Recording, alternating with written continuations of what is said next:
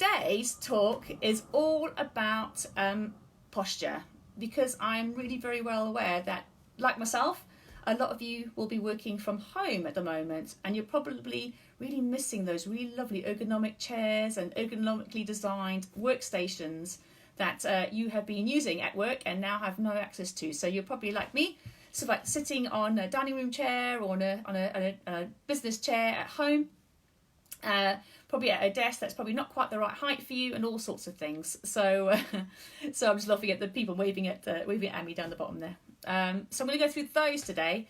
So these are hints and tips of how to set up your workstation at home to make sure that your posture is as good as possible, because let's face it, as our posture gets worse, we start to build up pressure in the spine. The more pressure that builds up in the spine, the more tight muscles we get, the more pain we get in the spine, the more pain and discomfort. So anything that we can do to help you improve your posture is something that needs to be starting with. So first things first is look at what you're sitting on.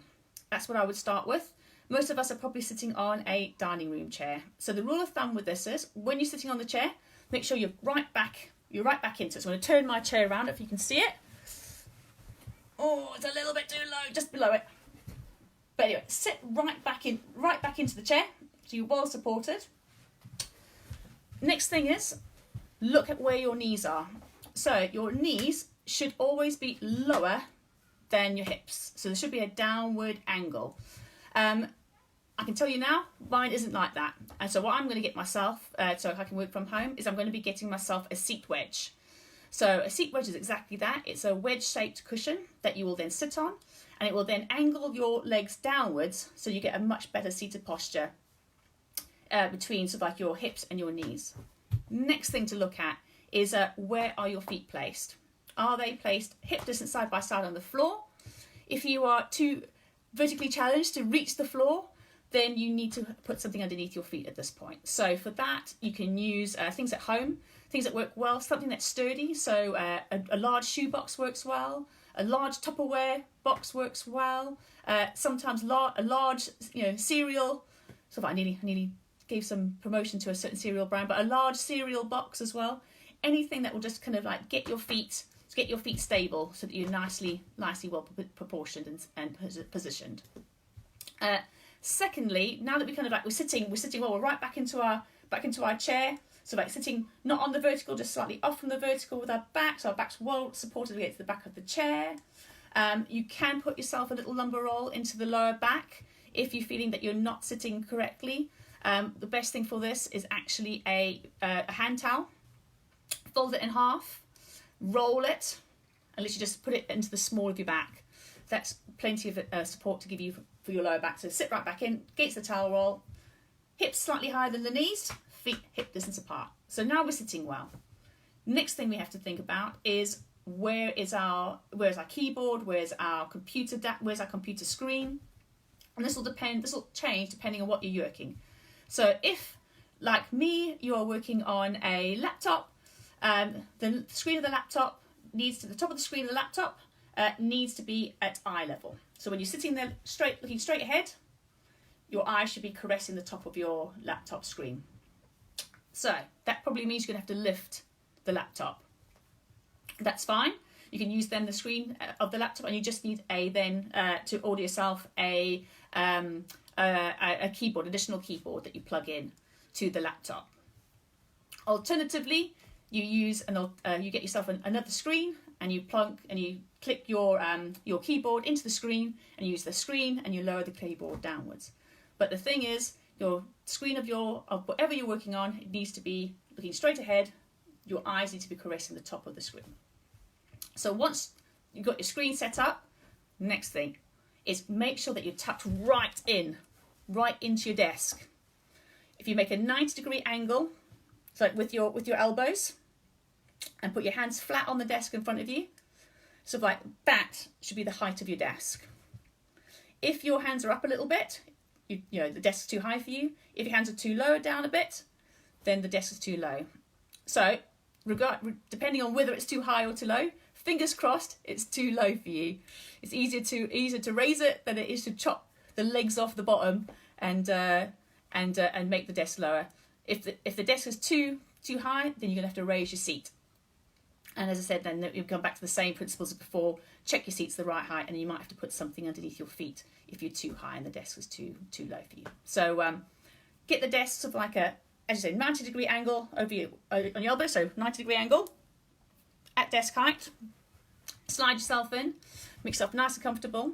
Keep your elbows tucked into your sides and do an arc with your hand. Both hands, your keyboard and your mouse needs to be in that arc. As soon as you start having to reach for the mouse, you start to put pressure on your shoulders and pressure into your neck as well. So we don't want that. So keep your elbows in, and it should be somewhere in that arc with you. Mouse and keyboard, the same thing.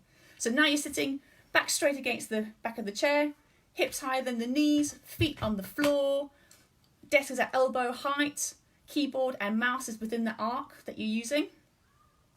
And you should be nicely set up to do some typing. So then, next rules, don't spend too long. You actually put more pressure into your spine when you sit than you do when you stand. So we are advising no more than 30 to 40 minutes maximum before you get up and have a little bit of root. Ah, Kirsty Tuff, hello, nice to see you. So welcome. As I said before, if you've only just joined us, if you want any questions for me to answer, please post them along the bottom and I will answer them as best I can. So when you come to sitting down, you're sitting nicely comfortable.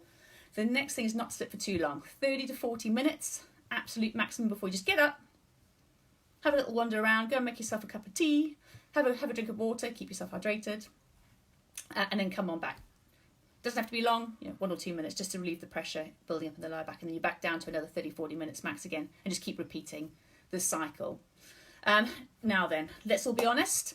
Sort of like posture is a really key thing to do and really important, but it's actually quite hard to maintain at times. So you may feel at the end of even getting up and moving and keeping your posture right, you might feel a little bit of tension starting to build up in the neck muscles here. If you do feel that, don't panic. All you need to do is just gently stretch them out a little bit. So here follows a very easy stretch to do for the neck. We've got a couple of them coming up. First one to do, literally tip your ear to your shoulder. Hold above your ear and just gently pull down. You should feel a lovely stretch going all the way through there. If you're doing this at home, give me a yes, you can feel the stretch, you can feel it. Hold for the magical muscle stretching time, 12 seconds. Let go. And then you're on the other side. Same thing. Oh, lovely, lovely stretch. Keep the shoulder down. Fingers above the ear. Gently pull to the side. Ah, lovely stretch. Just 12 seconds. Obviously, I'm not doing this in real time. You can do this at home. So 12 seconds. You let go and you look forward. Next stretch is about 40 degrees you've got to get. So I say, do this in front of a mirror the first couple of times you do it. Gives you a bit more of a feel for how it feels to get the 40 degrees. So looking forward, you look to 40 degrees and you look down. I always say it's kind of the angle that you're aiming for is that your nose is pointing to your nipple. Nose to nipple is kind of the angle that you're going for. So when you've got the angle, keep your elbow tucked in, hand goes on top of the head, and you're just going to gently pull down towards the floor, and you should just feel a lovely stretch going around the back of the neck now. Same thing, 12 seconds. Let go, look up, look around, look down. Oh, it's a nice stretch, that. One of my favourites. Same thing. Keeping your elbow tucked in, looking down, nose to nipple, pulling straight down. Let go, look up, look around. Really lovely stretch to be doing.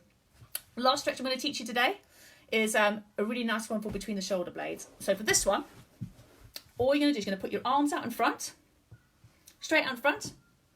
You're going to push the shoulders forward, and you're going to tuck your chin towards your chest.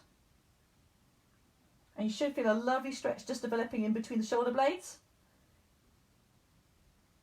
Hold for 12 seconds. Oh, that's a good stretch, that one.